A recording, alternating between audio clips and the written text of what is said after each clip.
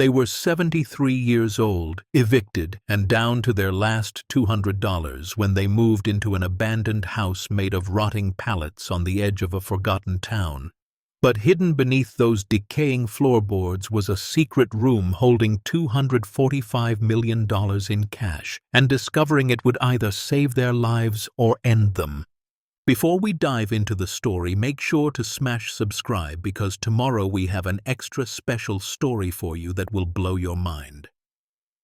The eviction notice had been taped to the door of their one-bedroom apartment for 3 days before Margaret finally peeled it off.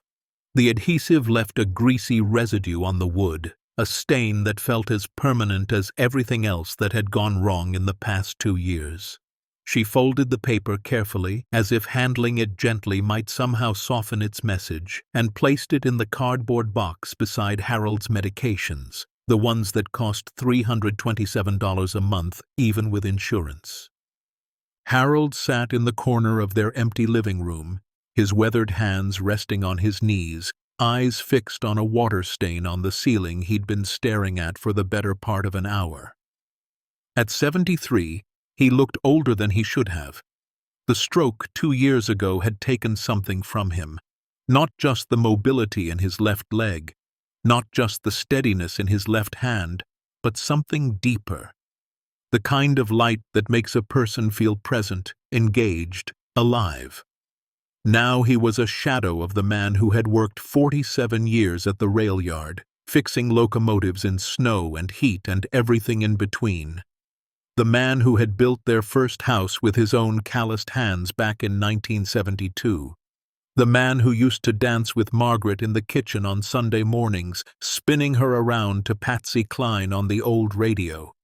Margaret was 71, though most days she felt 171. She'd been a teacher for 34 years, molding young minds at Jefferson Elementary, where she was known for her patience, her creativity, and the way she could make even the most reluctant reader fall in love with books. But arthritis had crept into her fingers like an unwelcome tenant, curling them into painful claws by evening, making it hard to grip a pen, let alone manage a classroom. She'd retired at 65, then taken a part-time job at the town library to make ends meet. But budget cuts came last year, and she was let go along with 2 other staff members. Nobody was hiring 70-year-old women with limited computer skills and hands that shook when they tried to type. "We have to be out by Friday," Margaret said quietly, her voice steady despite the tremor that had taken up permanent residence in her chest. "That's 4 days."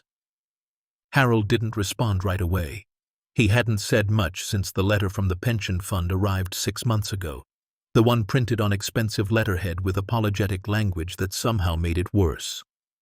"Due to unforeseen bankruptcy proceedings and restructuring, your pension benefits will be reduced by 82% effective immediately. We regret any inconvenience this may cause." Inconvenience. As if 47 years of loyalty could be reduced to an inconvenience. As if their future could be erased with corporate efficiency and a sympathetic closing paragraph. That letter had arrived the same week as the hospital bills from Harold's rehabilitation therapy following the stroke.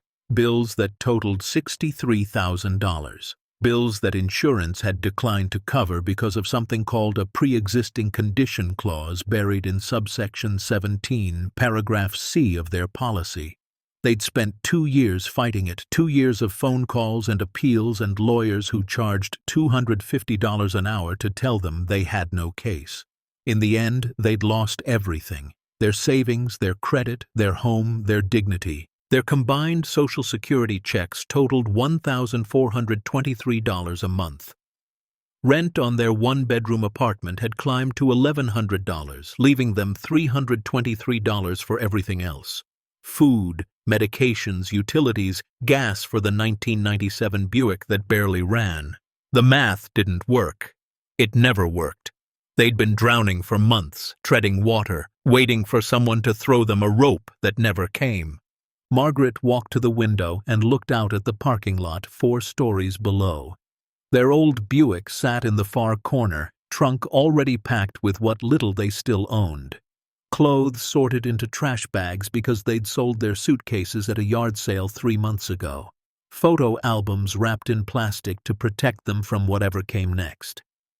Harold's Vietnam medals in a wooden box his father had made, one of the few things they refused to sell even when the electricity was shut off.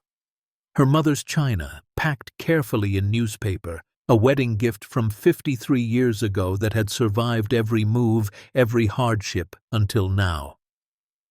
"Where are we going to go?" Harold finally asked, his voice hoarse from disuse, from defeat, from the weight of a question that had no good answer. Margaret closed her eyes and pressed her forehead against the cool glass. She'd been asking herself the same question for weeks, lying awake at night while Harold snored softly beside her, running through options like a prisoner counting the bars of her cell. Their daughter Emily lived in Portland with 3 kids crammed into a 2-bedroom apartment. She'd offered to help, but Margaret had heard the strain in her voice, the unspoken worry about her own bills, her own struggles. Their son Michael had stopped returning calls after his second divorce, moved somewhere in Arizona, last they heard. Sent a Christmas card 2 years ago with no return address, just a generic photo of a sunset and his signature. The homeless shelter downtown had a 6-month waiting list. Every motel she'd called wanted credit cards and deposits they didn't have. The Veterans Housing Assistance Program that Harold qualified for had no available units and a wait list that stretched into next year. Churches offered meals and sympathy, but no beds. "I don't know yet," Margaret whispered, her breath fogging the window. "But we'll figure it out. We always do." It was a lie, and they both knew it. But sometimes lies are all that stand between survival and surrender. That night, long after they should have been sleeping, Margaret sat at the kitchen table with a notebook and a flashlight. The electricity had been shut off that morning, right on schedule, exactly as the automated message had warned.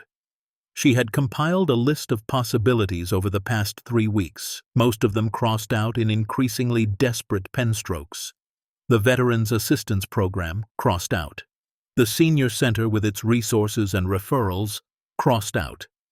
Family friends who had their own problems, crossed out. The YMCA that might have let them stay temporarily, crossed out after she learned they'd closed their emergency housing program due to funding cuts. At the very bottom of the page, written in smaller letters as if shame could be measured in font size, she had written one last option. Something she'd seen 3 weeks ago while driving through the rural outskirts of town, running errands she could barely afford. An abandoned house, if you could even call it that. More like a structure, a skeleton of a building constructed from wooden pallets and reclaimed materials, sitting alone on a patch of scrubland off Route 47. No for sale sign, no obvious owner, no indication that anyone had been near it in years, just a forgotten building slowly surrendering to gravity, weather, and time's patient indifference. She'd driven past it twice more since that first sighting, each time feeling a pull she couldn't explain, couldn't rationalize, couldn't shake. It looked uninhabitable, possibly dangerous. The walls appeared ready to collapse with the next strong wind. But it had walls. It had a roof, mostly intact, and most importantly, it was empty. Unclaimed, forgotten by whatever authority might care. Margaret looked over at Harold, asleep in his recliner because the bedroom was already packed, mouth slightly open, chest rising and falling with labored breaths that worried her more than she let on. She made a decision then, the kind that desperation makes for you when dignity has already packed its bags and left without saying goodbye. Friday morning arrived cold and colorless, the sky a uniform gray that matched Margaret's mood. She loaded the last of their belongings into the Buick while Harold sat in the passenger seat, staring straight ahead at nothing, at everything, at the ruins of a life that had once seemed so solid. The landlord had arrived at 8 sharp, a middle-aged man in an expensive suit who avoided eye contact while changing the locks with practiced efficiency. He handed Margaret an envelope with their security deposit minus damages, his fingers barely touching hers as if poverty might be contagious. She opened it later to find $43 and a receipt listing repairs she knew were fabricated. She drove in silence through town, past landmarks that held 50 years of memories. The library where she used to read stories to wide-eyed children, where she'd first kissed Harold behind the biography section when they were both 17. The diner where they'd celebrated their 50th anniversary with pie and coffee because that's all they could afford, the waitress quietly refusing payment with tears in her eyes. The rail yard where Harold's name was still engraved on the employee recognition plaque from 1998, back when loyalty meant something, when companies took care of people who took care of them. Then Margaret turned onto Route 47 and kept driving, leaving the town behind, heading into the rural emptiness where hope goes to die or be reborn. The house appeared in the distance like a mirage shimmering in desperation, barely visible through overgrown weeds and tangled brush that had reclaimed the property with nature's patient persistence.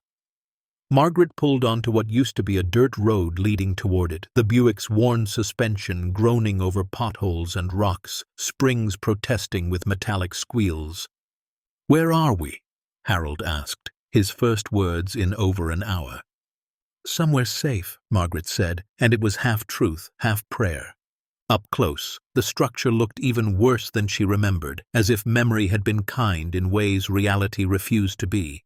The walls were indeed constructed from wooden pallets, some painted in faded colors that suggested they'd been salvaged from industrial sites, others bare and weathered silver gray. The roof was a patchwork quilt of corrugated metal sheets held down by old tires and cinder blocks, an engineering solution born from necessity rather than skill. Windows were either broken entirely or covered with sheets of warped plywood. The front door hung at an angle on rusted hinges, one corner dragging the ground. But there was something else, something Margaret hadn't noticed during her previous drive-bys. Despite its ramshackle appearance, the house had a footprint that didn't quite match its exterior decay. It was larger than it should have been, with lines and angles that suggested deliberate construction beneath all the deterioration. The foundation, barely visible through weeds, appeared to be concrete rather than dirt. And the way the walls stood, despite everything, spoke of structural integrity that simple pallet construction shouldn't possess. Margaret helped Harold out of the car, supporting his weight as his left leg struggled with the uneven ground. Together they moved slowly toward the entrance, each step feeling momentous, irreversible. The door opened with a screech that sent birds scattering from nearby trees in panicked flight. Inside, the air was stale but surprisingly dry. Sunlight filtered through cracks in the walls, casting striped shadows across the floor like prison bars made of light. The main room was spacious, unexpectedly so, with exposed wooden beams overhead and a stone fireplace at one end that looked far too professional for a pallet house. Trash littered the corners, evidence of previous occupants. Old beer cans, their labels faded and curled. Fast food wrappers from restaurants that had gone out of business years ago. A torn sleeping bag crusted with mold. The archaeology of desperation, layers of other people's rock bottom.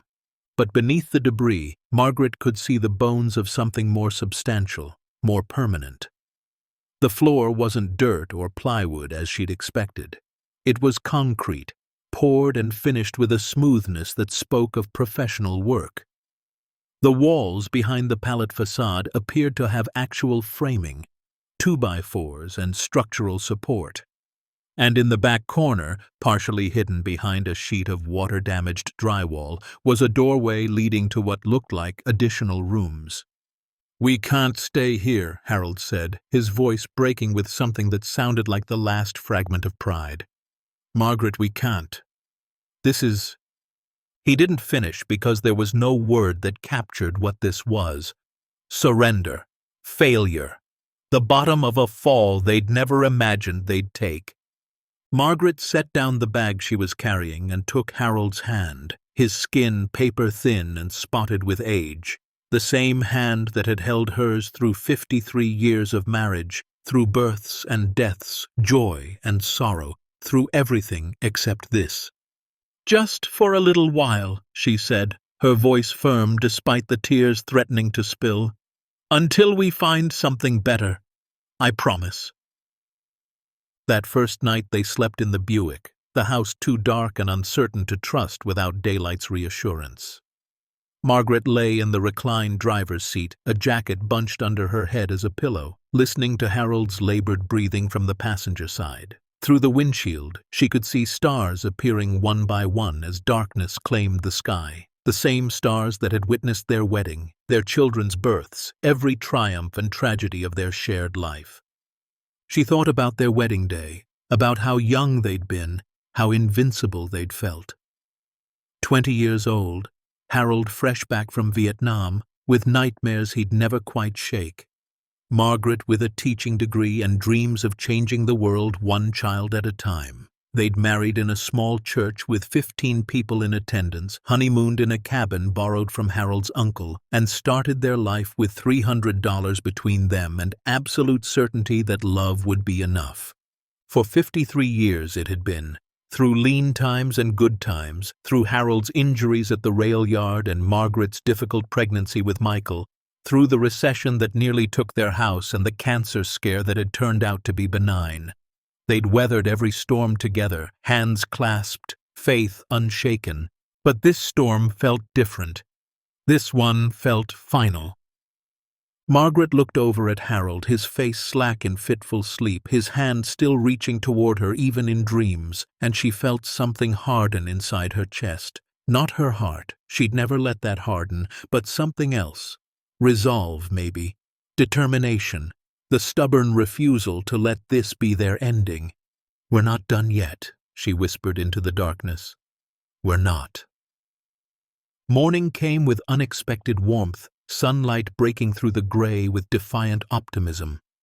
Margaret woke to find Harold already awake, staring at the house through the windshield with an expression she couldn't quite read.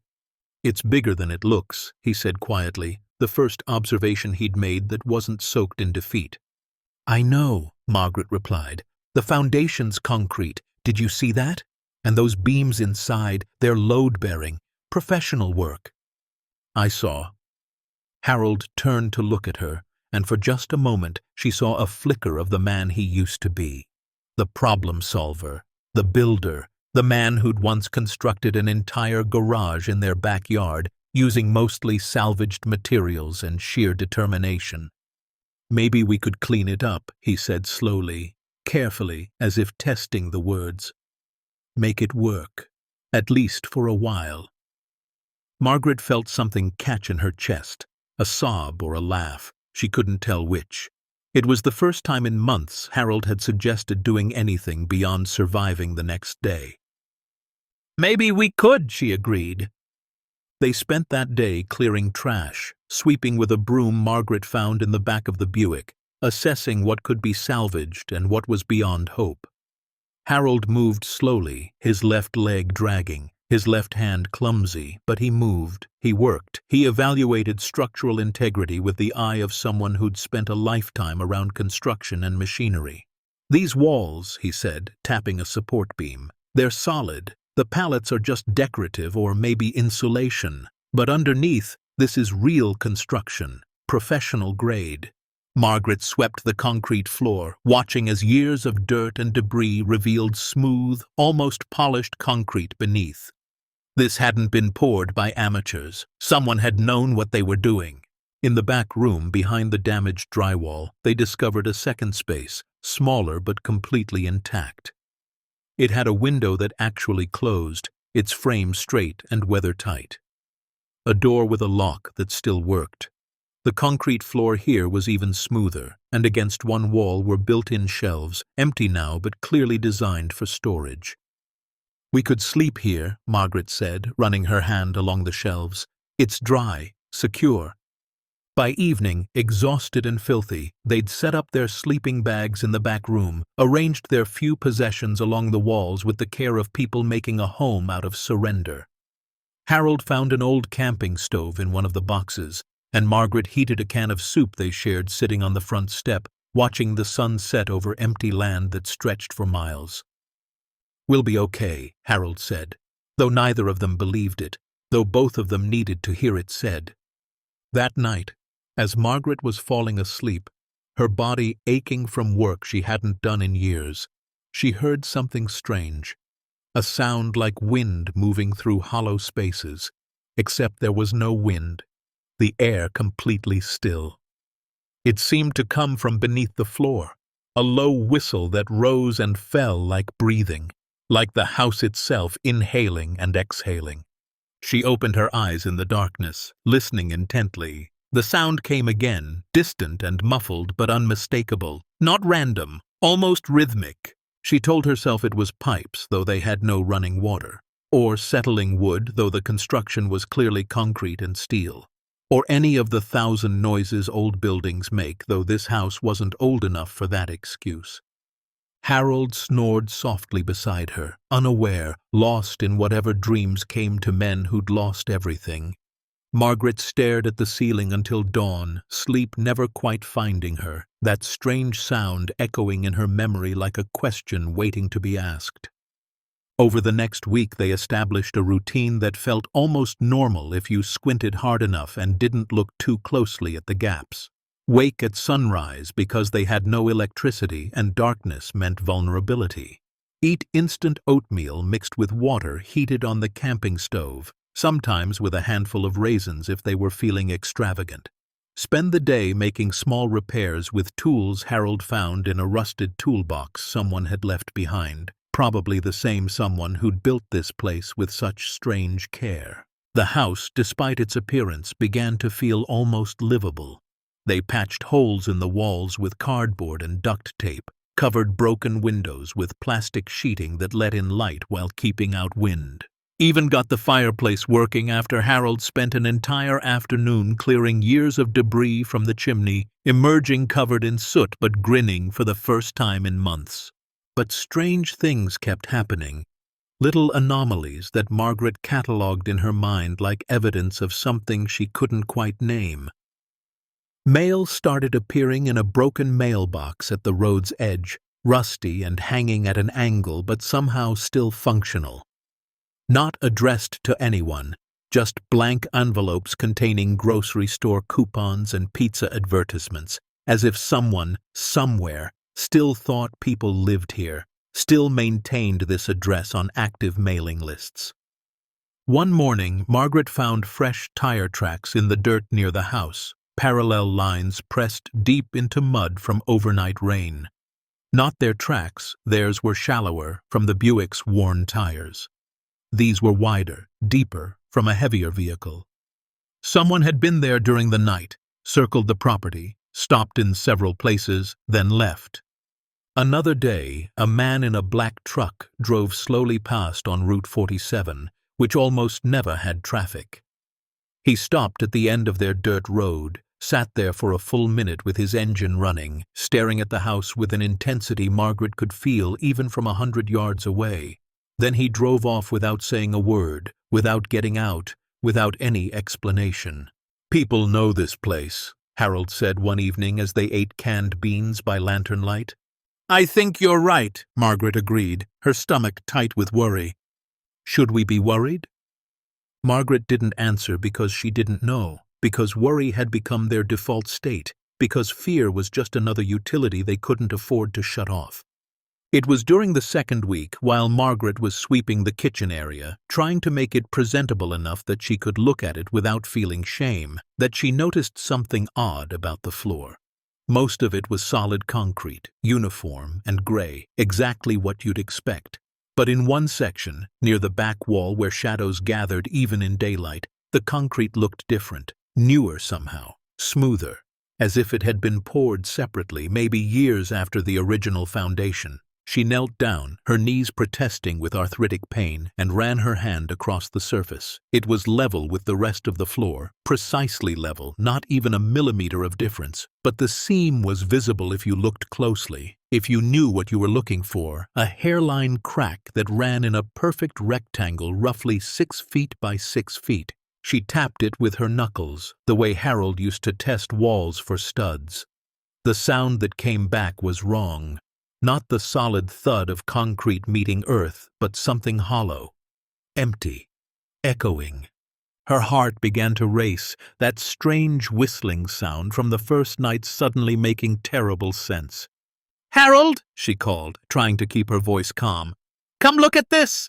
He limped over, curious, and Margaret showed him what she'd found. Together they examined the section more carefully, sweeping away years of accumulated dust and grime, revealing the full outline of the rectangle. At one corner, nearly invisible beneath decades of dirt, they found a small metal ring embedded in the concrete, flush with the surface, easy to miss unless you were looking for it. Margaret pulled on it experimentally. Nothing. The ring didn't budge, didn't lift, gave no indication it was anything more than decoration. Harold tried, using both hands despite his weakened left side, putting his weight into it. The ring shifted, just slightly, barely a millimeter. "Together," Margaret said. They positioned themselves carefully, both gripping the ring, and pulled with everything they had. For a moment, nothing. Then, with a grinding sound of concrete sliding against concrete, the section lifted an inch, 2 inches, suddenly breaking free with a rush of stale air that smelled like old paper and long-sealed spaces. Beneath it was darkness, a square opening descending into shadow, and from that darkness came that sound again. The whistling, the breathing. But now they could hear it clearly. It wasn't wind. It was air circulation, mechanical ventilation still running after all these years. They stared into the void, hearts pounding, hands still gripping the ring, not quite believing what they'd found. "What is this?" Margaret whispered. Harold leaned closer, peering into the darkness. "There's a ladder. I can see rungs." "Should we go down?" Harold looked at her, fear and curiosity battling in his eyes, the same expression he'd had back in Vietnam when he told her about having to make impossible choices under fire. "I think," he said slowly, "we have to. Because sometimes not knowing is worse than any truth you might find. Sometimes you open the door just to prove there's nothing behind it. And sometimes you discover that the house you're living in, the last resort you stumbled into out of desperation, has been keeping secrets that will change everything." Margaret fetched the rope from the Buick's trunk, the same rope they'd used decades ago to tie down furniture during moves, back when they had furniture worth moving. She tested its strength with the paranoia of someone who couldn't afford mistakes, tied one end to the sturdiest support beam she could find, and lowered the other end into the darkness. "I'll go first," she said, and Harold started to protest, but she cut him off. "You can't climb down with your leg, not safely. I'll see what's down there, then we'll figure it out together." Before he could argue, before she could change her mind, before rational thought could interfere with desperate curiosity, Margaret grabbed the rope and lowered herself through the opening into whatever waited below. Margaret's feet found the ladder attached to the concrete wall, metal rungs cold beneath her hands, solid despite what must have been years of disuse. She descended slowly, the flashlight clenched between her teeth, its beam dancing wildly across smooth concrete walls that seemed to extend far deeper than any basement should. The rope swayed beside her, a lifeline to the world above, to Harold's worried face peering down through the opening. 10 feet down, then 15, then 20. The temperature dropped with each rung, the air growing cooler, drier, carrying that strange mechanical whistle she'd heard that first night. Finally, after what felt like descending into another world entirely, her feet touched solid ground. She pulled the flashlight from her mouth, hands trembling, and swept the beam around the space. What she saw made her breath catch in her throat, made her knees go weak, made every assumption about their desperate situation crack and shatter like ice under sudden weight. It was a room. No, not just a room. A vault. Concrete walls on all sides, smooth and professionally finished, not rough like a cellar dug by hand, but precise like something engineered, planned, built with purpose. The ceiling was reinforced with steel beams, industrial grade, the kind used in bank vaults or government facilities. And along the walls, stacked on industrial metal shelving units that stretched from floor to ceiling, were boxes. Dozens of them, maybe hundreds. Cardboard boxes sealed with yellowed packing tape, arranged with military precision. "Margaret!" Harold's voice echoed down from above, tight with worry. "What is it? Talk to me." She couldn't answer, couldn't form words, could only stand there, flashlight beam cutting through darkness, trying to process what her eyes were seeing, what her mind refused to accept as real. She walked slowly to the nearest shelf, each step feeling like walking through water, through dream logic where nothing made sense. Her hand trembled as she reached for one of the boxes. It was heavier than expected, solid, substantial. The tape was brittle with age, cracking as she peeled it back. She opened the lid. Inside, wrapped in plastic sheeting, were bundles of cash. Not just cash. $100 bills, stacked and bound with paper bands, arranged in neat rows like soldiers at attention. Margaret's vision swam. She set the box down carefully, afraid she might drop it, afraid she might be hallucinating from stress and desperation. She opened another box. More cash. Then another, and another. Every single box contained money. More money than she'd seen in her entire life. More money than she'd imagined existed outside of banks or movies. "Oh my God," she whispered, the words barely audible. "Oh my God, oh my God, oh my God." "Margaret!" Harold's voice cracked with fear. "Answer me right now, or I'm coming down there." She climbed back up the ladder on shaking legs, emerged through the opening like someone rising from deep water, gasping for air that didn't feel real. Harold grabbed her arms, his face pale with worry. "What's down there?" he demanded. "You look like you've seen a ghost!" Margaret looked at him, tears streaming down her face, her voice shaking so badly she could barely form words. "Harold," she said, "there's money down there, a lot of money." "How much?" She shook her head, overwhelmed. "I don't know, but there are hundreds of boxes, maybe thousands, every single one full of cash." They stared at each other in the dim light of the Pallet house, neither able to process what was happening, neither able to believe that their rock bottom had just opened up into something impossible. "Show me," Harold said. But that was 3 weeks ago. Before the discovery, before everything changed, they had simply been trying to survive. The first 2 weeks in the Pallet house were the hardest Margaret had experienced in 71 years of living. Harder than the depression stories her parents had told. Harder than the year Harold came back from Vietnam and couldn't sleep without screaming. Harder than watching their savings evaporate to medical bills and corporate betrayal. They woke each morning with the sun because they had no electricity, no alarm clocks, nothing to tell them the time except light and darkness. Margaret's body ached in ways she didn't know were possible, her arthritis inflamed by sleeping on a thin pad on concrete, by the cold that seeped up through the floor no matter how many blankets they piled on top of it. Harold's condition worsened without his medications. They'd run out of his blood pressure pills after the first week, couldn't afford the $327 refill. His left leg swelled, the remnants of his stroke complications flaring without proper treatment. Some mornings he couldn't stand without help, couldn't put weight on that leg without crying out in pain he tried to hide from her.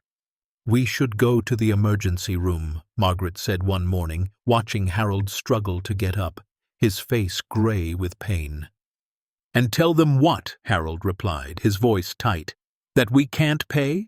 They'll treat me and send us a bill for thousands of dollars we don't have. We're already drowning, Margaret. I won't add more water." They survived on the cheapest food they could find. Instant oatmeal for breakfast, 49 cents a packet. Canned soup for lunch, divided into 2 portions. Ramen noodles for dinner, 10 for $1 at the discount store 2 towns over. Margaret walked to save gas, her arthritic knees protesting every step, carrying plastic bags that cut into her hands. The camping stove ran on small propane canisters that cost $4 each and lasted 3 days if they were careful. Margaret learned to heat water just once a day, using it for oatmeal in the morning and saving what was left in a thermos for soup at lunch. Dinner was eaten cold or barely warm, the propane too precious to waste. They had no running water. Margaret filled jugs at a public park 3 miles away, carrying them back to the house in the Buick, rationing every drop. Washing meant sponge baths with cold water heated in the sun. Laundry meant hand-washing clothes in a plastic bucket and hanging them on a rope strung between trees. The indignity of it hollowed her out, made her feel less than human, reduced to animal survival. The worst part was the cold. November arrived with temperatures that dropped into the 30s at night. The fireplace helped, but wood was scarce, and Harold couldn't split it anymore with his weakened left side. Margaret scavenged fallen branches, dragged home pieces of broken pallets she found abandoned on roadsides, burned cardboard when there was nothing else. They slept in all their clothes, wrapped in every blanket they owned, pressed together for warmth that never quite came. Harold's cough started in the 3rd week. A small thing at first, just a tickle, easily dismissed. But it grew worse, deeper, rattling in his chest like stones in a bucket. Margaret knew what it meant. Pneumonia, probably. Or bronchitis at minimum. Without medication, without proper heat, without the care he needed, it would only get worse. "You need to see a doctor," she said one night, listening to him wheeze in the darkness. "With what money?" Harold asked. And that was the end of the conversation because they both knew the answer. They had $63 left. $63 between them and complete destitution. Margaret kept it hidden in a sock tucked inside her pillowcase, counted it every night like rosary beads, trying to make the math work when the math could never work. But they kept trying. Harold spent his good days reinforcing the house, patching holes with scraps of wood, securing loose boards. Margaret cleaned obsessively, trying to impose order on chaos, trying to make their prison feel like a home. They played cards in the afternoon light, gin rummy with a deck that was missing the 2 of clubs. They told each other stories from their past, reliving memories when the present was too painful to face. "Remember when we bought our first house?" Harold said one evening, staring at the fire. $300 down payment, Margaret replied, smiling despite everything. "We thought we were so rich." "We were rich. We had each other. We still do." Harold looked at her, his eyes wet. "I'm sorry I couldn't give you more. I worked so hard, Margaret. 47 years. And this is what we get?" "Stop," she said firmly, taking his hand. "You gave me everything that matters. This isn't your fault. It's not our fault. The world just forgot people like us exist." Some days, Margaret wondered if they'd made a mistake not turning themselves into social services, not surrendering to the system. But she'd heard the stories. Elderly people separated into different facilities because there wasn't room for couples. Harold in a nursing home, her in assisted living, seeing each other once a week if they were lucky. Or worse, being processed through homeless services, split up because different shelters served different populations. 53 years of marriage ended not by death, but by bureaucracy and indifference. No, whatever this was, however hard it was, at least they were together. At least they had each other. Some days that felt like enough. Most days it felt like the only thing keeping them alive. It was on a Tuesday morning, 3 weeks into their nightmare, that Margaret noticed the sound again. She'd been sweeping the kitchen area, trying to clean years of grime from concrete that had probably never been clean when she heard it. That hollow whistle, that breathing sound she'd heard the first night. But now, in daylight, with her ear close to the floor, she could hear it more clearly. It wasn't random. It was mechanical. Regular. Like ventilation still running after all these years. She pressed her ear to the concrete, moving across the floor, trying to find where the sound was strongest. Near the back wall, where shadows gathered even in full daylight, the sound was loudest. She swept the area more carefully, removing accumulated dust and debris, and that's when she saw it. The seam. The slightly different color. the too perfect rectangle. Her heart began to pound, not with excitement but with dread, because houses like this didn't have secrets. They were too broken, too temporary, too obviously abandoned. Unless they weren't abandoned, unless they'd been designed to look abandoned while hiding something else entirely. She fetched Harold, who came limping from the other room, concerned by the urgency in her voice. Together they examined the section, confirming what Margaret had found: a concealed door, professionally done, hidden in plain sight. Finding the metal ring took another 20 minutes of careful searching, their fingers tracing the seam until Harold's thumb caught on something. He brushed away more dirt, revealing the ring, small and flush with the concrete, easy to miss unless you were looking. "Should we open it?" Margaret asked, though she already knew the answer. How could they not? They were living in someone else's secret, squatting in a structure that defied explanation. Whatever was down there, they needed to know. They pulled together, straining, the section resisting until suddenly giving way with that grinding sound of concrete on concrete. Stale air rushed up, cool and dry, carrying that mechanical whistle that was clearly ventilation, clearly maintained, clearly active despite years of apparent abandonment. And now Margaret descended into that impossible space while Harold waited above, too injured to follow, too frightened to stop her. Her feet touched the bottom of the ladder, 23 rungs down, she'd counted. The flashlight revealed a space roughly 20 feet square, professionally constructed, temperature-controlled based on the cool air and the soft hum of machinery she could now identify. Industrial shelving lined 3 walls packed with boxes. A desk sat against the 4th wall, solid oak, professional grade. Margaret approached the nearest shelf with trembling hands. The boxes were identical, cardboard, sealed with packing tape, no labels or markings.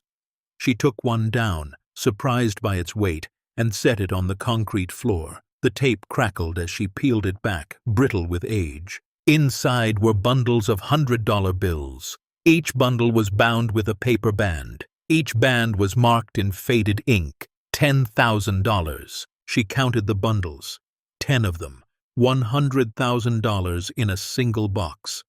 Her vision swam. This couldn't be real, couldn't be happening. She opened another box. Same thing, another, same, another, same. Every box on the nearest shelf contained $100,000. She counted the shelves. 20 boxes per shelf, 5 shelves. That was $10 million on one wall. Margaret's legs gave out. She sat down hard on the concrete, flashlight rolling from her hand, its beam spinning crazily before settling on the desk. She sat there in the darkness, trying to breathe, trying to think, trying to process what this meant. After several minutes, she forced herself to stand, retrieved the flashlight, and approached the desk. It was locked, but the wood was old, the mechanism simple. She found a screwdriver in her pocket, the same one she'd been using upstairs for repairs, and pried the drawer open. Inside were documents, ledgers filled with handwritten entries, photographs of men in expensive suits, and at the bottom a manila envelope marked "Insurance." Margaret opened it with shaking hands. Inside was a letter typed on yellowed paper, dated March 14, 1993. She read it once, then again, her heart pounding harder with each word. The letter explained everything. The money was from Vincent Castellano, a name she recognized from old news stories about organized crime in the region. He'd built this vault as insurance, a hedge against betrayal or arrest. The Pallet house above was camouflage, designed to look abandoned, worthless, beneath notice. The money represented 30 years of criminal enterprise, carefully hidden, meticulously maintained with automated systems that still ran decades later.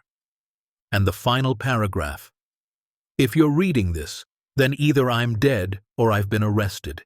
This money is yours now. But know this, people will come looking. They always do. Trust no one. Hide it well. And if you're smart, You'll disappear before they figure out you were ever here." Margaret climbed back up the ladder with the letter clutched in her hand, emerging into the Pallet house like a drowning person breaking the surface. Harold grabbed her arms, steadying her. "What did you find?" he asked, his voice tight. She handed him the letter without speaking, watched his face as he read, watched the color drain from his cheeks. "How much money?" he finally asked. "I don't know yet," Margaret said. "But Harold, there are hundreds of boxes down there, maybe thousands. If each one has what I think it has—" She couldn't finish the sentence, couldn't say the number out loud because saying it would make it real, and if it was real, then their entire world had just shifted on an axis they didn't understand. They spent that night descending into the vault together, Harold taking the ladder one painful rung at a time, his leg barely supporting his weight. Margaret set up the battery-powered lanterns they'd bought at the dollar store, and together they began the impossible task of counting. Each box contained 100 bundles. Each bundle contained 100 bills. Each bill was worth $100, $1 million per box. They counted 47 boxes before exhaustion and shock forced them to stop. That was $47 million, and they'd only examined one section of shelving. "This can't be real," Harold whispered, sitting on the concrete floor, his face pale with something beyond shock. "Margaret, this violates physics. This violates reality. We're homeless. We have $63. We were eating ramen for dinner, and now—" He couldn't finish, just gestured helplessly at the stacks of money surrounding them. Margaret sat beside him, took his trembling hand. "What do we do?" It was the question that would haunt them for days. Turn it in? To whom? The police? The FBI? And say what? Explain that they'd been squatting in an abandoned house and stumbled across a criminal's fortune? Would they be arrested, investigated? Would they lose everything to asset forfeiture laws? Keep it? How? They were two elderly people with no resources, no connections, no way to explain sudden wealth. They couldn't just start spending $100 bills when they'd been visibly destitute a week ago. And the letter's warning echoed in Margaret's mind. People will come looking. "We can't tell anyone," Margaret said finally. "Not yet. Not until we understand what we're dealing with." "But we can't just sit on hundreds of millions of dollars," Harold protested. "That's insane. That's dangerous." "Everything about our life is dangerous right now," Margaret replied. "We were going to die in this house, Harold, slowly, from cold and hunger and untreated illness. Now we have options. We just need to be smart about it." They climbed back up to the main floor, replaced the concrete section, covered it with a rug they'd found in the back room.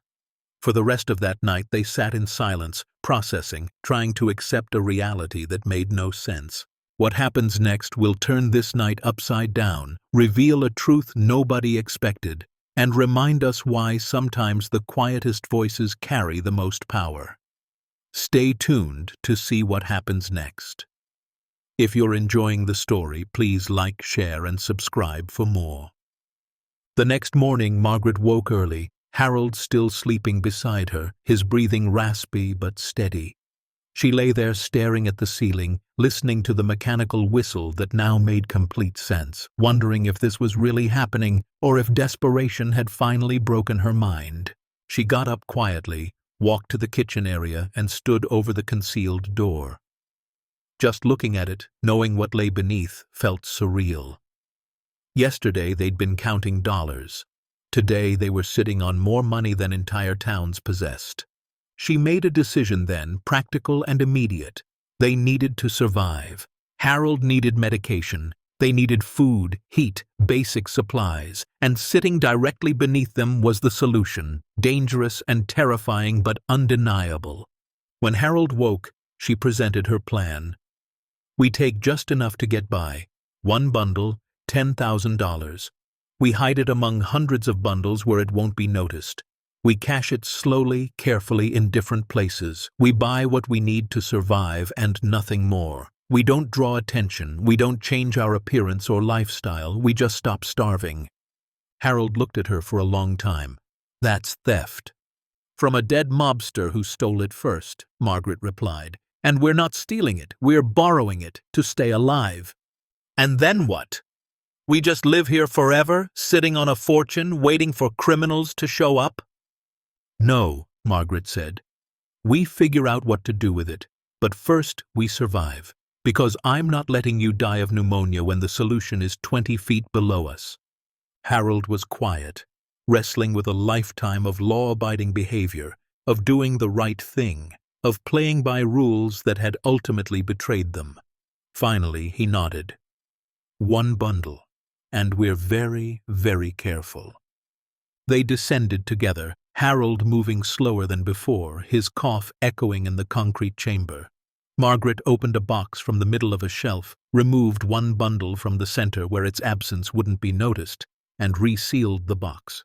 $10,000 in $100 bills, worn but legitimate, weighing almost nothing but heavy with implications. Back upstairs, they hid the bundle in multiple locations. $2,000 in the Buick's spare tire compartment. $2,000 wrapped in plastic buried outside. The rest divided into small amounts hidden throughout the house. Never keep it all in one place, Margaret thought, though she wasn't sure where that wisdom came from. Probably a movie. Probably desperation making her think like a criminal. That afternoon, Margaret drove 2 towns over to a place where nobody knew them and cashed $300 at a grocery store buying supplies. The cashier barely looked at her, just processed the bills and handed back change. No alarms, no questions, no FBI agents appearing from nowhere. She bought food, real food, fresh vegetables and chicken and bread that wasn't day old. Harold's medication, $327 that felt like both an obscene amount and a miracle. Propane canisters, batteries, warm socks. When she returned, Harold was sitting by the fireplace, staring into flames fed by wood he shouldn't have had the strength to collect. He looked up at her, and Margaret saw something in his eyes she hadn't seen in months. Not quite hope, not yet, but maybe the possibility of hope. I got your medication, she said, handing him the pharmacy bag. Harold took it with shaking hands, stared at the pills like they were salvation. Margaret, we really did this. We really found— Don't say it, she interrupted. Don't say the number. Don't make it real yet. Let's just focus on surviving today. But they both knew everything had changed. The desperation that had driven them to this place, the surrender they'd felt moving into a house made of rotting pallets, the quiet certainty that this was where they'd die, all of it had been shattered by an impossible discovery. They were still poor, still scared, still squatting in a structure that shouldn't exist. But now they were poor people sitting on $245 million, and that changed everything while changing nothing at all. Over the next 2 weeks they continued their careful extraction. Another bundle, cached even more carefully, even more slowly. Margaret drove to different towns, never the same place twice, never more than a few $100s at a time. She bought a space heater, better sleeping pads, winter coats from a thrift store. Harold's medication began working, his cough improving, his leg regaining some strength. They started eating regularly, not extravagantly, still careful, still frugal, but regularly. 3 meals a day, protein, vegetables, the kind of nutrition that made thinking clearly possible again, and they counted. Every night after dark, they descended into the vault and counted boxes, methodically, carefully, keeping detailed records in a notebook Margaret bought. The final count took 3 weeks to complete. 245 boxes on the shelving units, each containing $1 million, plus loose cash in desk drawers, additional bundles in sealed containers, jewelry in small velvet boxes, and documents that detailed decades of criminal enterprise. $245,300,000, hidden beneath an abandoned pallet house on the outskirts of a forgotten town.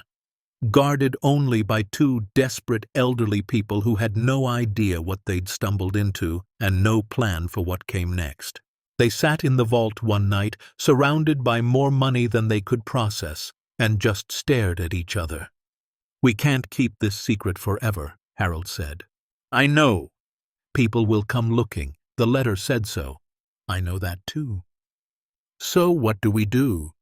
Margaret looked around the vault, at the fortune that could save them or destroy them, at the blood money that represented decades of suffering caused by the man who'd hidden it. An idea began forming, nebulous at first, then clearer. "What if," she said slowly, "we did something good with it, something that matters?" Harold looked at her. "What do you mean?" "I mean, what if we took this money, earned through evil, and used it for good? Not for us, not primarily, but for other people like us, people the system forgot, people falling through cracks." "That's crazy," Harold said, but she could see him thinking, considering, weighing possibilities against impossibilities. "Maybe," Margaret agreed, "but we're already living in crazy. We're homeless people with a fortune. We're already past the point where normal rules apply." They sat in silence, the mechanical hum of ventilation the only sound, contemplating a future they couldn't yet imagine but were beginning to believe might exist. And somewhere above them, the Pallet house creaked in the wind, keeping its secrets for a little while longer. Margaret couldn't sleep. 3 nights in a row now she'd lain awake, listening to every sound, every creak of settling wood, every whisper of wind through the gaps in the pallet walls. Harold snored softly beside her, finally sleeping peacefully thanks to his medication, but Margaret's mind spun in circles, chasing questions that had no comfortable answers. Who was Vincent Castellano? What had he done to accumulate that much money? And most importantly, who else knew about this place? On the 4th morning, while Harold was doing his physical therapy exercises, carefully stretching his weakened leg, Margaret drove to the public library in the next town over. Not their local library where someone might recognize her, but a larger facility 30 miles away where anonymity was easier to maintain. She sat at a computer terminal in the back corner, pulled up the search engine, and typed, "Vincent Castellano, Organized Crime." The results filled her screen with decades of history she wished she didn't need to know. Vincent Michael Castellano, born 1943 in Brooklyn, New York. Rose through the ranks of the Lucchese crime family in the 70s and 80s, known for loan sharking, labor union racketeering, and construction industry extortion. Suspected in at least 13 murders, though never charged due to witnesses who disappeared or suddenly developed amnesia. By the late 80s, he'd established operations in the Midwest, far from New York's scrutiny, building what prosecutors called a shadow empire of violence and corruption.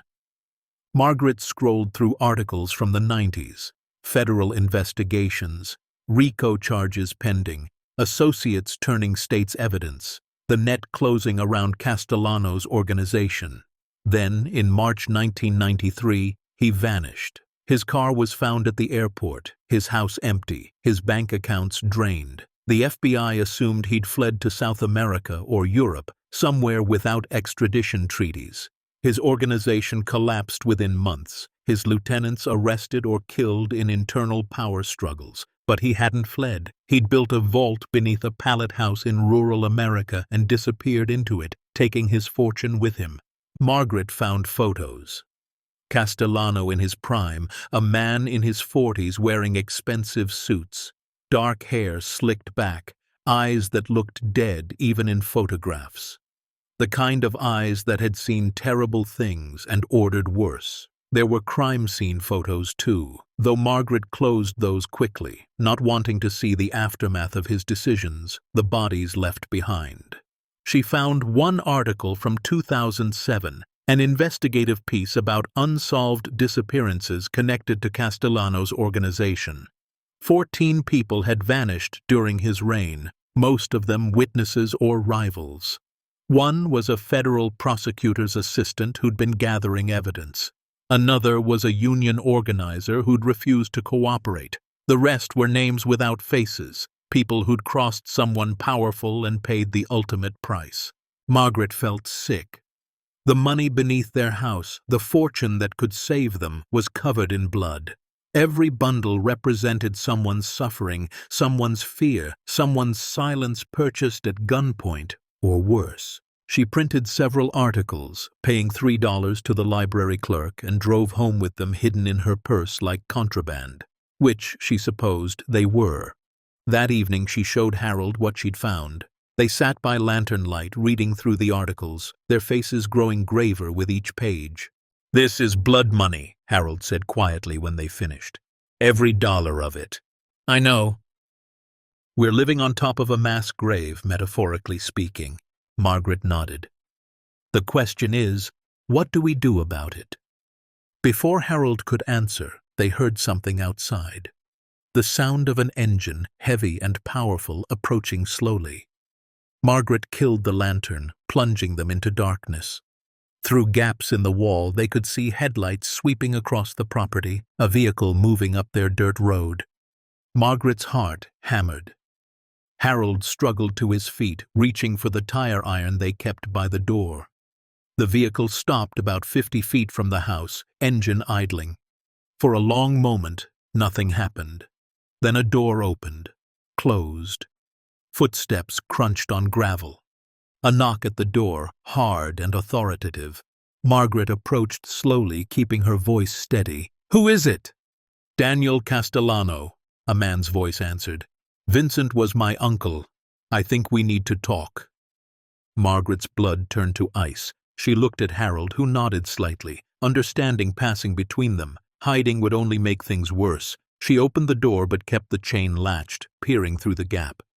The man was in his mid-40s, wearing jeans and a leather jacket, with dark hair and his uncle's eyes. Those same dead eyes that looked at you without really seeing you, that calculated value and threat with every glance. "What do you want?" Margaret asked. 5 minutes of your time," Daniel said. "That's all." "We're not interested in—" "I know what's under your house," he interrupted, his voice flat and certain. "Or what used to be under it. I know my uncle built something here before he vanished. I've been looking for this place for 20 years. Margaret's throat went dry. "I don't know what you're talking about. This is just an old house." Daniel smiled, but there was no warmth in it. "Right. An old house that 2 homeless seniors just happened to move into. An old house with property records that are deliberately obscured. An old house that my uncle bought through a shell corporation in 1991. He leaned closer. "I'm not stupid, and I'm not going away. So let's be adults about this." "We have nothing to say to you," Margaret replied, starting to close the door. "Wait," Daniel's voice sharpened. "I'm not here to threaten you. I'm here to make a deal. Whatever you found down there, I want 20%, just 20%. You keep the rest, live happily ever after, and I forget this place exists." "There's nothing here," Margaret insisted.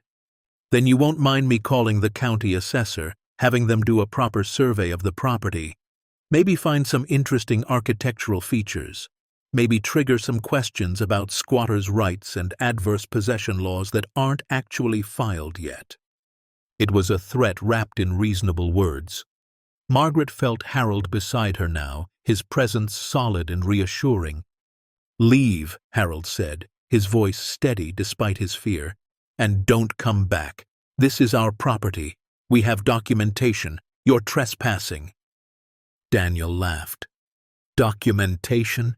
You've been here a month. I've been tracking this property for 2 decades. I know things you don't. I know people you don't. And I know." He leaned in close enough that Margaret could smell cigarettes on his breath. "That whatever my uncle left behind doesn't legally belong to anyone, which means it's up for grabs. Question is, do you want to negotiate or do you want problems?" "Get off our property," Margaret said, her voice harder than she knew she could make it. "Now." Daniel stepped back, hands raised in mock surrender. "Think about it. I'll be back in a week. You've got until then to be smart." He walked back to his truck, a black Ford with tinted windows, and called over his shoulder, "Oh, and Mrs. Turner? I'd be careful about spending too much money suddenly. People notice things like that. Would be a shame if the IRS got interested in where two homeless people found wealth." He drove away, headlights disappearing into the night, leaving Margaret and Harold standing in their doorway, hearts pounding, the illusion of safety shattered. "He knows," Harold whispered. "He doesn't know for sure, but he knows enough." Margaret closed and locked the door, though they both understood locks meant nothing against the kind of danger they were facing. "We need help," she said. "Real help." But who could they turn to? The police? And tell them what?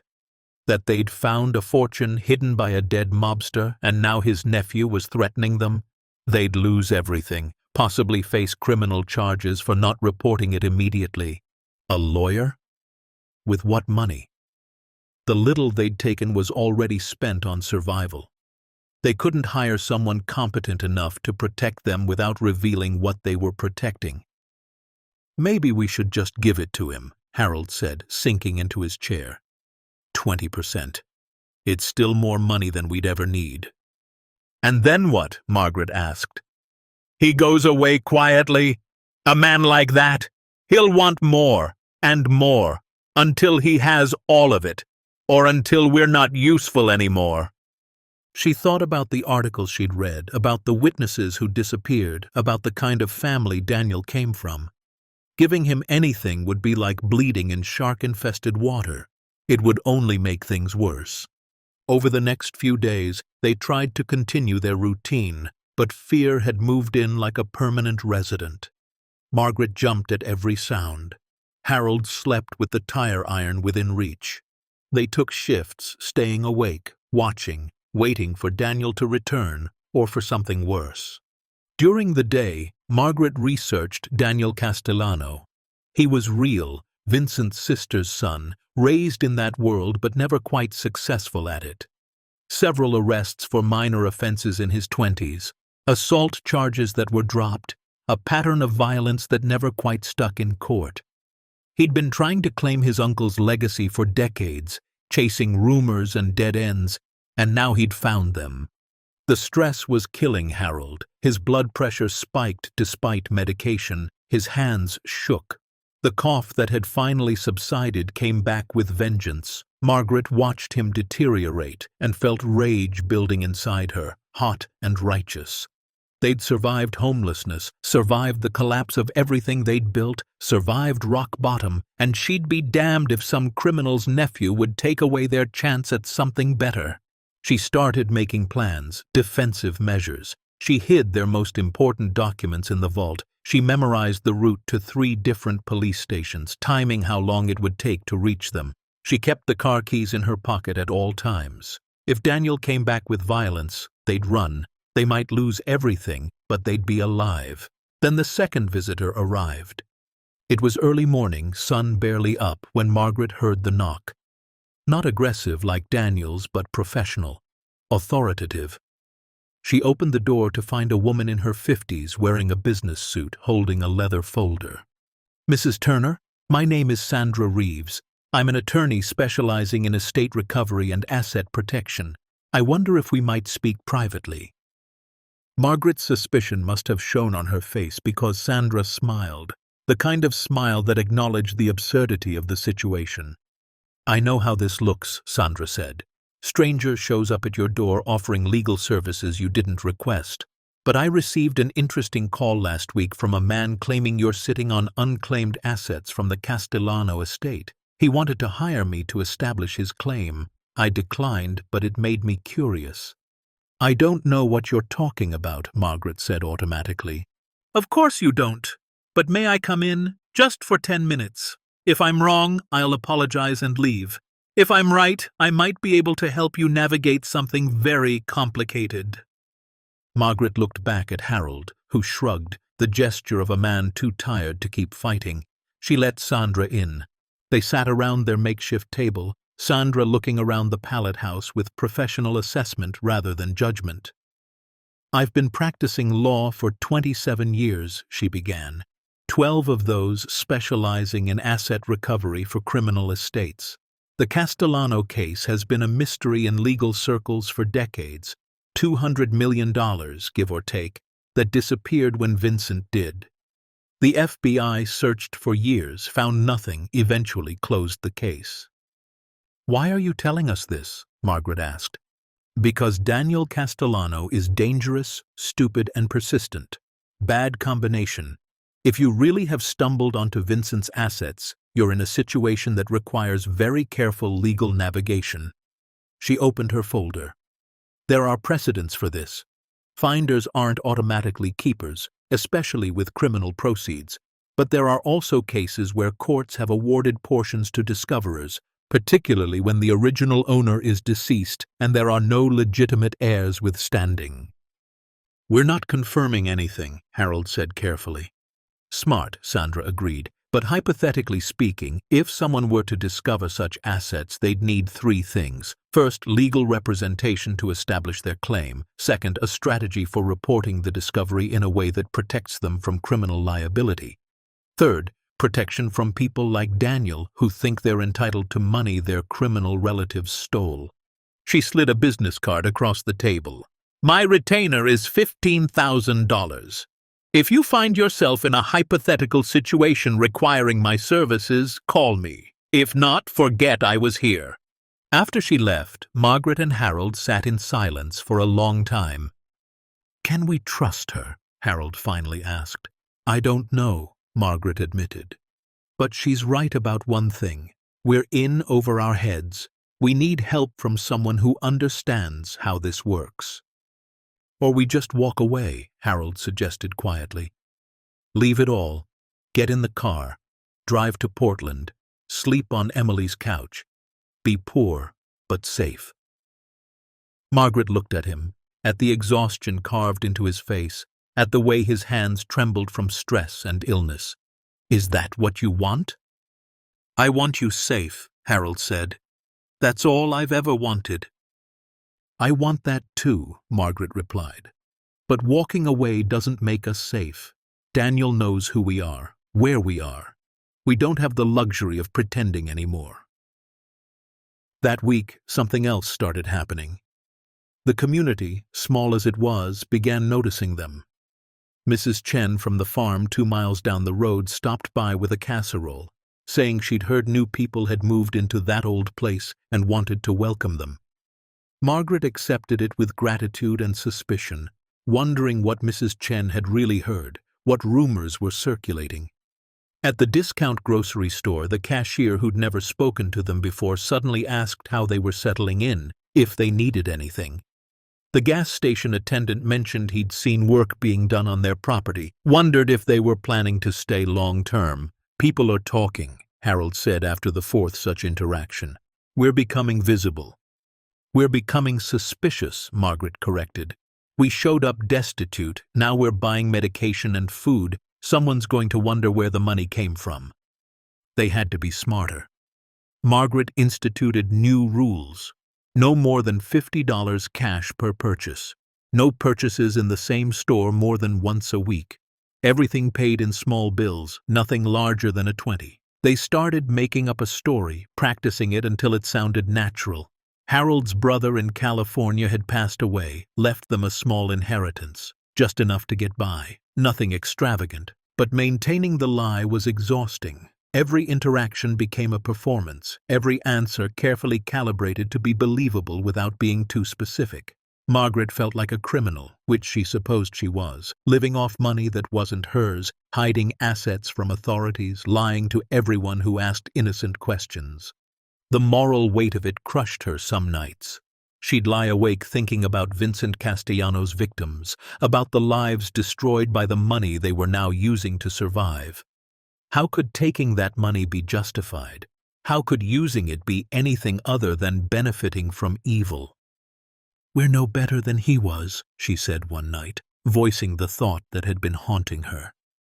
Harold was quiet for a long time. Then, "I don't think that's true. He took money through violence. We found money through desperation. What matters is what we do next." "What do you mean?"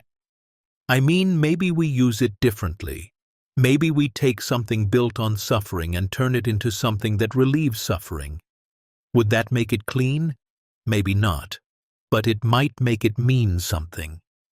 Margaret thought about that. About the casserole from Mrs. Chen, who mentioned her daughter was struggling with medical bills. About the gas station attendant who'd mentioned the school needed new textbooks. About all the quiet suffering in their community, in every community, people falling through cracks like they had fallen. We could help people, she said slowly. Anonymously, carefully. Turn blood money into something good. We'd still be criminals, Harold pointed out. Maybe, Margaret agreed. But maybe we'd be criminals who did some good before we got caught. Daniel returned exactly 1 week later, at sunset, his black truck stirring dust on the dirt road. This time Margaret was ready. She met him outside, standing in the yard with her spine straight and her fear locked away where he couldn't see it. Have you thought about my offer? Daniel asked, not bothering with pleasantries. There's nothing here, Margaret said. Whatever you think your uncle hid, it's not here. Maybe he never built it. Maybe someone else found it years ago, but we're just two old people trying to live quietly. Daniel's expression hardened. Don't lie to me. I've been watching this place.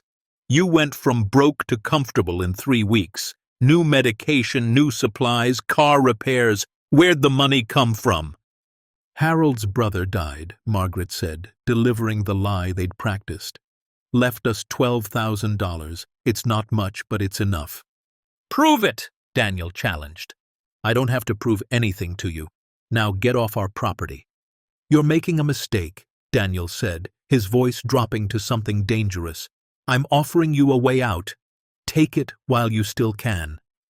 Or what? Margaret asked, surprised by her own courage. You'll hurt us? We're 73 years old.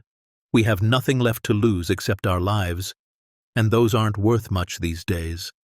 You want to threaten us? Go ahead. But we're not giving you anything because we don't have anything to give. Daniel stared at her for a long moment, trying to decide if she was bluffing. Margaret held his gaze, channeling every ounce of stubbornness she possessed, every bit of strength she'd developed surviving the past year. Finally, Daniel turned away. This isn't over, he said, but there was less certainty in his voice. I'll find proof, and when I do, you'll regret not taking my deal. He drove away, but Margaret knew it was temporary. Men like Daniel didn't give up easily. They'd bought themselves time, nothing more. That night, Margaret and Harold made their decision, not about the money itself, but about who they were going to be, what kind of people they'd choose to become. We can't keep all of it, Margaret said. We can't use it all for ourselves. It's too much. It's too heavy. So what do? Harold asked. We take what we need to survive, to get proper medical care, to live with dignity. That's not greed, that's necessity. But the rest, she paused, thinking it through, the rest we use to help people, people like us, people the system abandoned. How? Harold asked practically. We can't just start writing checks. No, but we can be creative. Small amounts, carefully distributed, anonymous help that doesn't draw attention. We become the safety net that didn't exist for us. And if we get caught? Margaret smiled, though there was no humor in it. Then at least we'll get caught doing something that matters, something good. That's not exactly a legal defense, Harold pointed out. No, Margaret agreed, but it's a moral one, and right now, that's all we've got. They spent that night in the vault, not counting money but planning. How much did they need? $50,000 for Harold's medical care over the next year, $20,000 for living expenses, another $30,000 for emergencies, for the inevitable moment when Daniel or someone like him came back with lawyers or worse. $100,000 total. Less than half of 1% of what they'd found. The rest, $245 million would be put to use slowly, carefully, anonymously. They'd need help for that, professional help, which meant eventually trusting someone like Sandra Reeves. But not yet. First, they needed to secure their own survival. Margaret pulled one more bundle from the vault, adding it to their emergency fund. As she did, a photograph fell from between the bills, must have been stuck there for decades. She picked it up, examined it in the lantern light. A family photo. Vincent Castellano as a young man, maybe 25, standing with a woman and a small boy, all of them smiling, looking normal, looking happy. Before the violence, before the empire, before the vault. "He was human once," Harold said quietly, looking over her shoulder. "So were his victims," Margaret replied, tucking the photo back where she'd found it. They climbed back to the surface, sealed the vault, and stood in their strange little house made of pallets and secrets. Outside, stars filled the sky with indifferent beauty. Inside, two elderly people faced an impossible choice that wasn't really a choice at all. They could run, abandon everything, return to homelessness, and hope Daniel forgot about them. They could surrender, turn everything over to authorities, and hope for leniency they'd never receive. Or they could fight, carefully and quietly, to transform something terrible into something that mattered. "I'm scared," Margaret admitted. "Me too," Harold said, taking her hand. "But I'm also angrier than I've been in years. We spent our lives playing by the rules. We worked hard, paid our taxes, trusted the system. And the system threw us away like garbage. If the only way to survive is to break rules written by people who abandoned us, then maybe those rules don't deserve our respect anymore." It was the most revolutionary thing Harold had ever said. This man who'd served his country, worked his entire life, believed in order and authority. But desperation had radicalized them both, turned them into people they'd never imagined becoming. "So we do this?" Margaret asked. "We keep the money, we help people, we become the criminals everyone will say we are?" Harold looked around their pallet house, at the life they'd built from nothing, at the secret that could save or destroy them. "We do this," he confirmed. "But we do it right. We get help from that lawyer. We make a plan. We don't get greedy, and we don't get stupid." "And Daniel? Daniel is a problem we'll deal with when we have to. Maybe he goes away, maybe he doesn't, but we don't let him dictate who we become."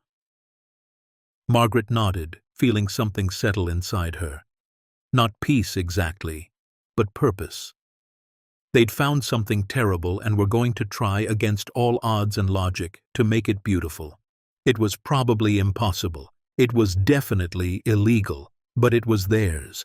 And for two people who'd spent the past year feeling powerless, making a choice, any choice, felt like reclaiming something essential, not their old lives. Those were gone, burned down to foundations, but something new, something forged in desperation and tempered by determination. They were criminals now, by law if not by nature, but they'd be criminals with a code, with a purpose, with a stubborn refusal to let evil have the last word. It wasn't much of a plan, but it was all they had. And sometimes, in the darkest moments, all you have is enough. Margaret made the call on a Thursday morning, hands shaking as she dialed Sandra Reeves's number from the business card that had been sitting on their makeshift table for 2 weeks. Each ring felt like a countdown to a point of no return, to a decision that would change everything or destroy what little they'd managed to build. "Reeves and Associates," a receptionist answered. "Sandra Reeves, please. Tell her it's Margaret Turner. She'll know what it's about." 3 minutes later, Sandra's voice came through the line, professional but warm. "Mrs. Turner, I was hoping you'd call." "We need help," Margaret said simply, all pretense gone. "You were right about everything, and we don't know what to do." "Where are you right now? Is it safe to talk?" Margaret looked around the empty pallet house, Harold outside collecting firewood in the pale morning light. "Safe enough." "Good. Then let's start with the truth. All of it, and then we'll figure out how to keep you alive and legal." Over the next hour, Margaret told Sandra everything. The eviction, the desperate move into the Pallet house, the discovery of the vault, the exact amount they'd found, Daniel's threats, their fear, their limited spending, their desire to do something good with money earned through evil. She held nothing back because she was too tired for lies, too desperate for half measures. Sandra listened without interrupting, taking notes with the efficient scratching of pen on paper. When Margaret finished, there was a long pause. "Okay," Sandra finally said. "Here's where you are legally. You've discovered what amounts to the proceeds of organized crime, which technically belong to no one because Vincent Castellano is presumed dead and his estate was never probated. The FBI would normally seize it all under asset forfeiture laws. However, there are precedents for finders being awarded a percentage, especially when they come forward voluntarily and cooperate fully with authorities." "How much of a percentage?" Margaret asked, her heart sinking. "Anywhere from 10 to 40% depending on circumstances and negotiation. The key word being negotiation, which is where I come in." Sandra paused. "But Mrs. Turner, this is the important part. You have to come forward before they come to you. If Daniel forces their hand, if they discover this on their own, you get nothing and potentially face charges for not reporting it immediately." "How much time do we have?" "Not much. A week, maybe 2. I need to structure the disclosure carefully, present you as innocent discoverers acting in good faith, emphasize your vulnerability and cooperation. Can you come to my office tomorrow?" Margaret looked out the window at Harold, bent and struggling with wood that was too heavy for him, this man who'd given her 53 years of love and loyalty. "Yes," she said. "We'll be there." The next morning, they made the 4-hour drive to Sandra's office in a larger city, the Buick's engine complaining but holding together. Margaret had dressed in her cleanest clothes, Harold in a shirt she'd ironed using a pot of hot water and their concrete floor. They looked like what they were, poor, elderly, frightened people trying to do the right thing. Sandra's office was in a modern building that made them feel out of place immediately. Glass and steel, young professionals in expensive suits, the hum of prosperity they'd been exiled from. But Sandra herself put them at ease, greeting them warmly, leading them to a conference room with comfortable chairs and offering coffee they accepted gratefully. "Before we begin," Sandra said, settling across from them with a legal pad, "I need to know something. What do you want from this? What's your ideal outcome?" Margaret and Harold exchanged glances. They'd discussed this during the drive, rehearsing their answer. "We need enough to survive," Margaret said. "Medical care for Harold, a safe place to live, basic security. But beyond that, we want the money to do good, to help people like us who fell through the cracks. Is that possible?" Sandra smiled, the first genuine warmth they'd seen from her. "Yes. Actually, that's the best possible answer you could have given me. It shows good faith, shows you're not motivated by greed. The FBI and prosecutors respond well to that." She made notes. "Here's what I propose. We approach the FBI voluntarily, full disclosure, full cooperation. I negotiate for 30% as a finder's fee, citing precedent cases. That would give you roughly $73 million before my fees and taxes." Harold choked on his coffee. $73 million? "Significantly more than you need to survive," Sandra agreed. "Which brings us to part 2. We immediately establish a charitable foundation to handle the majority of it. You keep, say, $5 million for yourselves. The rest, $68 million, goes into an endowment that funds community programs in perpetuity. This accomplishes 3 things. First, it demonstrates your good intentions. Second, it protects you from accusations of profiting from crime. Third, it actually does the good you want to do." Margaret felt tears welling up. "You're saying we could really help people? On a large scale?" Mrs. Turner, with $68 million properly invested, you could generate $3 to $4 million annually for community programs, forever. You wouldn't just help people, you'd transform entire communities. The meeting lasted 4 hours. Sandra outlined every step, every risk, every potential complication.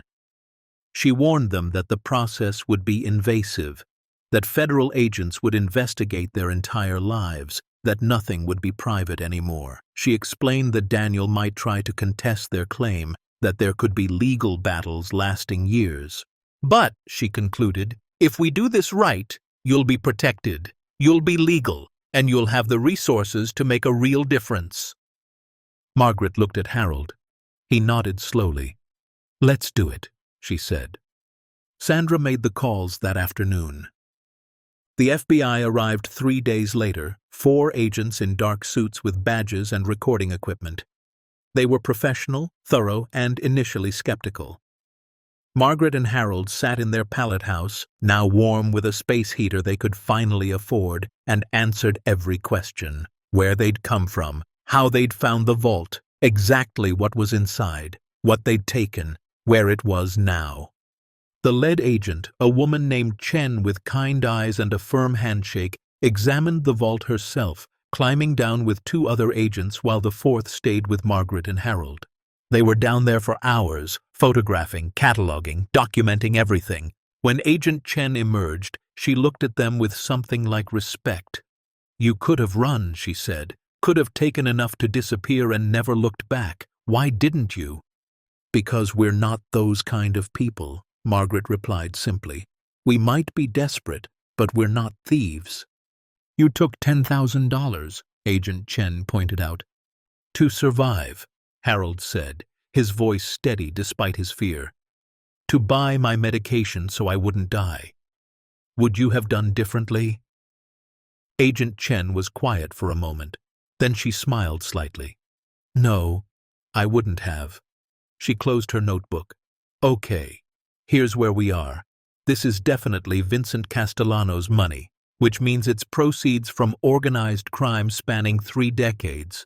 Normally, we'd seize all of it under federal forfeiture laws. However, your attorney has made a compelling case for a finder's fee. I'm recommending 25%. 30%, Sandra interjected, appearing in the doorway where she'd been waiting. Precedent supports 30% in cases of voluntary disclosure. 27%, Agent Chen countered.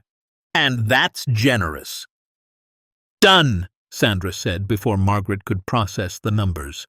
27% of $245 million, $66,150,000. Even after Sandra's fees and taxes, they'd have enough to change lives, including their own. The legal process took 6 months. 6 months of paperwork, interviews, background checks, and negotiations. Daniel tried to contest their claim, hired lawyers who argued he was Vincent's rightful heir. But his own criminal record and the fact that he'd threatened Margaret and Harold destroyed his credibility. The judge dismissed his claim with prejudice, warning him against any further harassment. During those 6 months, Margaret and Harold continued living in the Pallet house, but with one crucial difference. They had hope. Real, tangible hope that the nightmare was ending, that they'd found a path forward. Harold's health improved dramatically once Sandra secured an advance on their settlement for immediate medical care. He saw a cardiologist who prescribed better medications, a physical therapist who helped strengthen his leg, a pulmonologist who treated the pneumonia that had been brewing. Color returned to his face. Strength returned to his movements. He started building again, reinforcing the house, making plans for improvements. Margaret slept through the night for the first time in a year. The settlement was finalized on a Tuesday in April, spring bringing warmth and renewal to the scrubland around their home. After Sandra's 20% contingency fee and federal taxes, they received $41,700,000. By agreement, $5 million went into a personal trust for their lifetime needs. The remaining $36,700,000 established the Horizon Foundation, a charitable endowment dedicated to helping vulnerable populations in rural communities. They were millionaires, and they were philanthropists. Neither identity fit comfortably yet.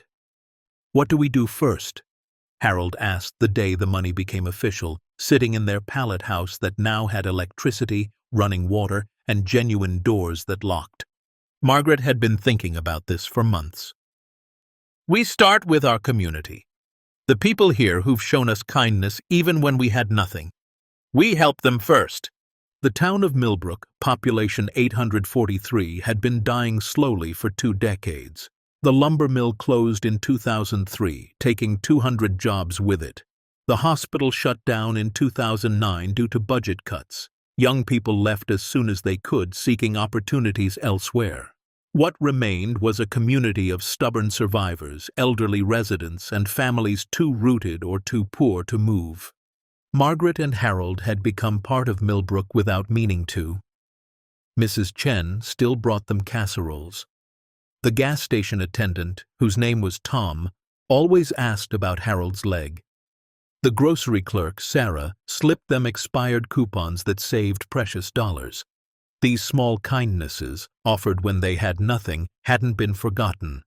The Horizon Foundation's first project was the Millbrook Community Health Center, a renovated building on Main Street that had once been the town's bank, now converted into a modern medical clinic.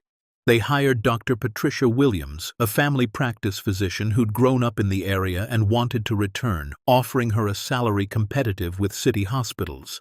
They brought in a nurse practitioner, a part-time dentist, and a pharmacy that accepted Medicare and offered sliding-scale fees for those without insurance.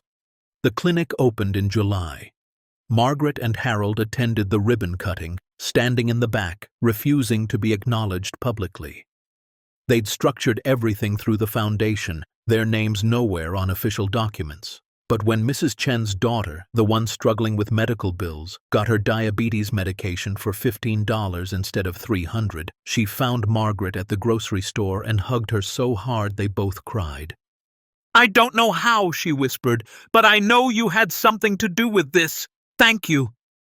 Margaret couldn't confirm or deny, but she squeezed back, feeling something break open inside her chest.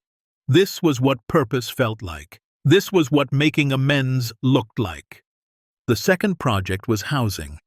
The foundation purchased 6 abandoned homes in Millbrook, renovated them completely, and made them available to low-income families and seniors for $1 per year rent. Not free, because dignity mattered, because people needed to feel they were earning their shelter, but affordable, accessible, safe. Harold oversaw the renovations personally, working alongside contractors he'd helped train. His legs still hurt, but physical therapy had restored most of his mobility. He was 74 now, but looked 10 years younger than he had in that pallet house, looking at eviction notices and wondering if he'd die cold and forgotten. One of those renovated houses went to a veteran named Marcus, 53, who'd been living in his car after medical discharge left him with PTSD and no support system. Harold met with him personally, 2 veterans recognizing each other's scars without words. "It's not charity," Harold told him, handing over the keys. "It's community. You pay your dollar, you maintain the house, you look out for your neighbors. That's the deal." Marcus took the keys with shaking hands. "Why are you doing this?" "Because someone should have done it for us," Harold replied honestly, "and nobody did, so now we do it for others." The third project was the Community Learning Center, a place that was part library, part meeting space, part job training center. Margaret designed it personally, drawing on 34 years of teaching experience. Computer classes for seniors, GED preparation for adults who'd never finished high school, after-school tutoring for kids whose parents worked multiple jobs, all free, all welcoming. She volunteered there 3 days a week, teaching reading to adults who'd hidden their illiteracy for decades. One of her students was Tom from the gas station, 67 years old, who'd memorized prices and cash denominations but couldn't read signs or fill out forms. He cried the day he read his first complete sentence from a book. "Better late than never," Margaret told him, squeezing his shoulder. "You're never too old to learn." By the second year, Millbrook was transforming. Young families started moving back, attracted by affordable housing and free health care. Small businesses opened, filling empty storefronts on Main Street. The school enrollment increased for the first time in 15 years. Property values rose, tax revenue improved. Nobody knew exactly why. There were theories, of course. Some credited good local leadership. Others pointed to changing economic conditions. A few whispered about mysterious benefactors, but the foundation was registered in Nevada with anonymous officers. The money seemed to appear like grace, unearned and unexpected. Margaret and Harold watched it all from their Pallet house, which they'd chosen to keep. Sandra had urged them to move, to buy something proper, something befitting their new financial status. But they'd refused.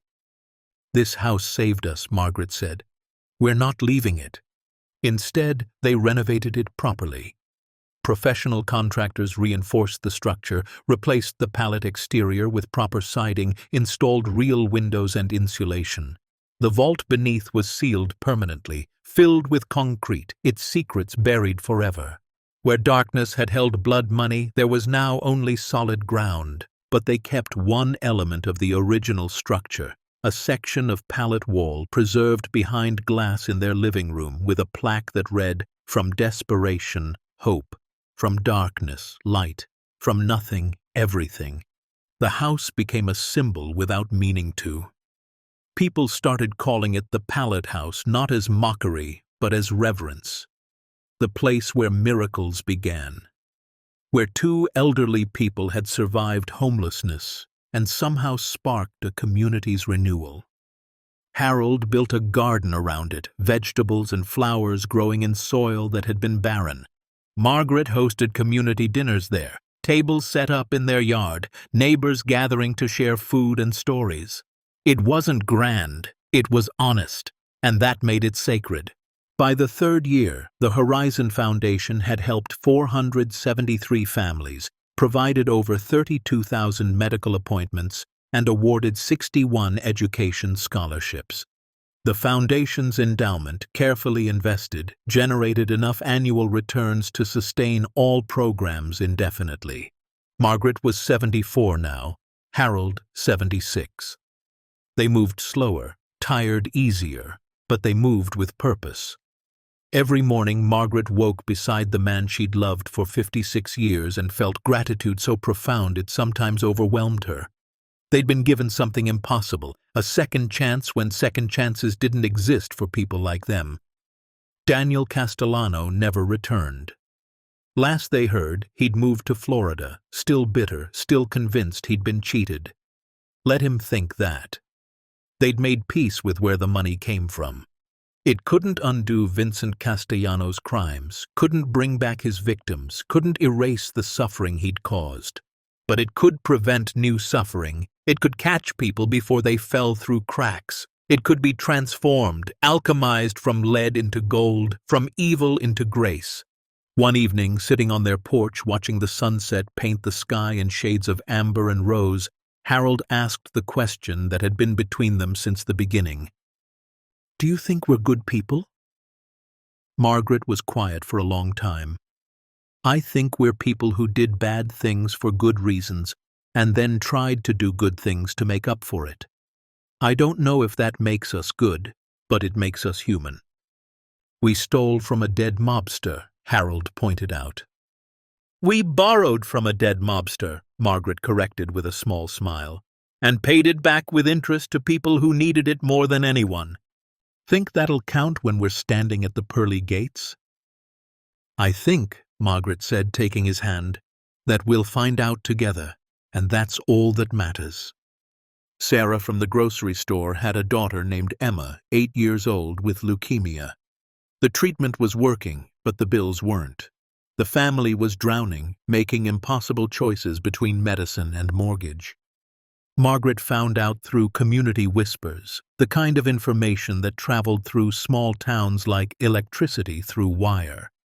The foundation made a donation directly to the hospital, covering Emma's treatment completely, anonymous, untraceable. When Sarah next saw Margaret at the store, she didn't say anything directly, just hugged her at checkout, whispered thank you without explanation, and slipped an extra bag of Harold's favorite cookies into their purchase. Small moments, quiet gratitude, no fanfare or recognition, just people helping people because they could, because they'd been helped, because that's what community meant. 4 years after finding the vault, Margaret was diagnosed with breast cancer. Early stage, treatable but frightening nonetheless. She underwent surgery and radiation, Harold by her side for every appointment, holding her hand through every fear. They had the best doctors, the best facilities, the best chance at survival. All things they wouldn't have had 4 years ago. All things purchased with blood money that had been transformed into life money, death money that had become healing money. "It's strange," Margaret said during one of her treatments, Harold beside her in the infusion room. "Vincent Castellano destroyed lives, but the money he made destroying lives is now saving mine." "That's redemption," Harold said quietly. "Not his. He doesn't get that.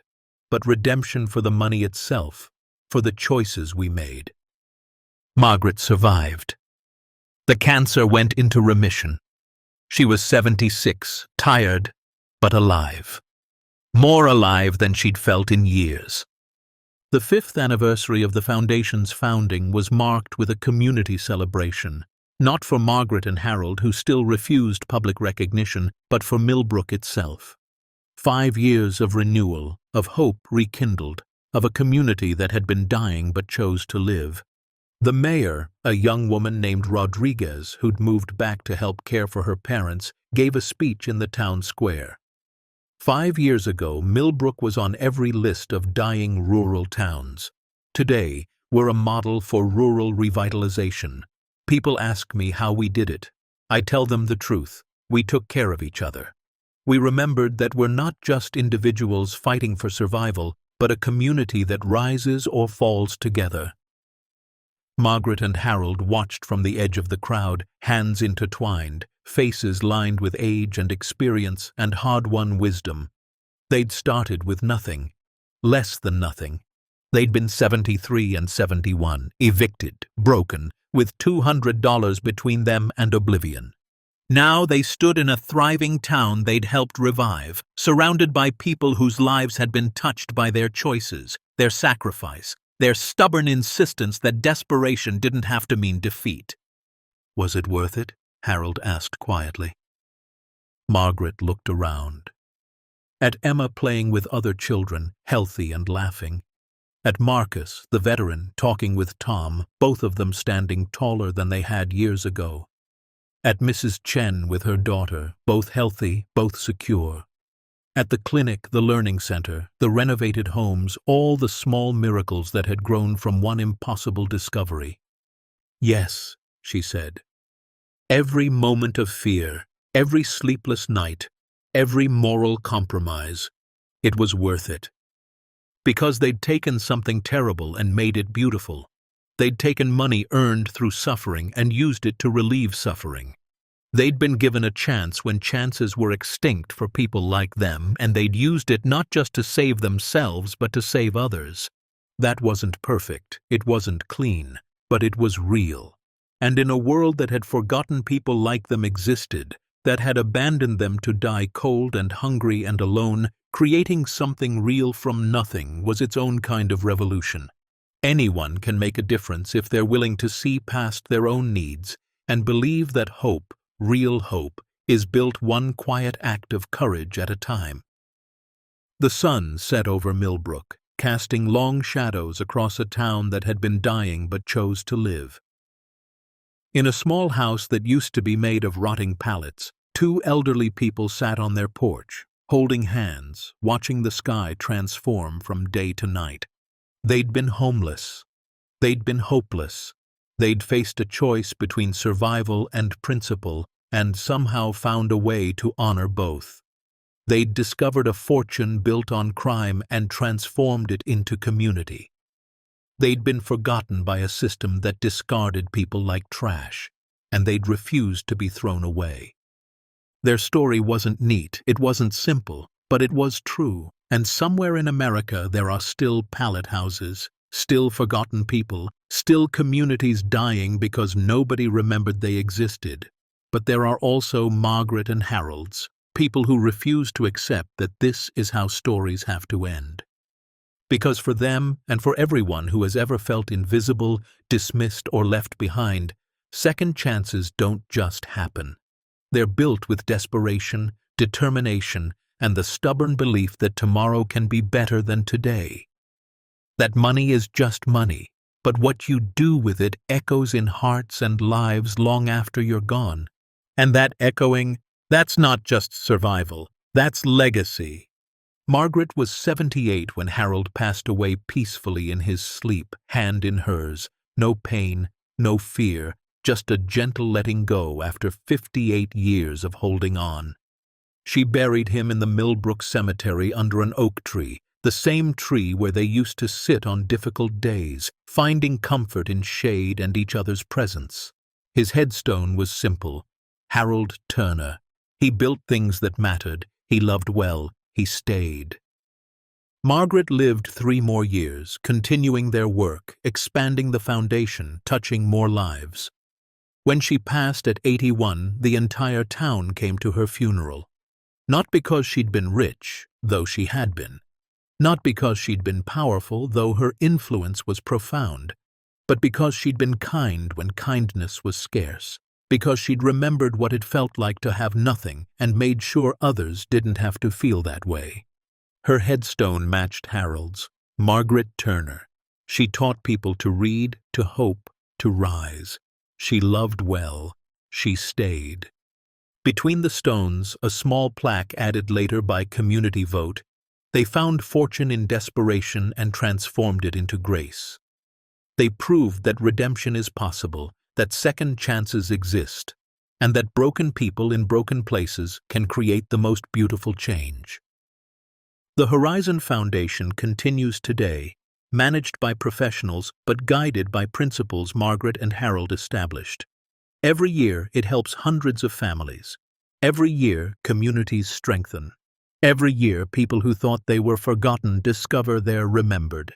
And in Millbrook, the old Pallet house still stands, renovated now, maintained as a community gathering space. In its living room, behind glass, that section of original Pallet wall with its plaque: from desperation, hope; from darkness, light; from nothing, everything. Because sometimes the most broken people in the most broken places find exactly what the world needs them to find. Not just money, not just salvation, but purpose. The kind of purpose that transforms not just survival into life, but darkness into light, despair into hope, and blood money into blessing. The end. Up next, 2 more incredible true stories that will move you. Click to continue the journey with us, and don't forget to hit subscribe if you believe hope can be found in the most unexpected places.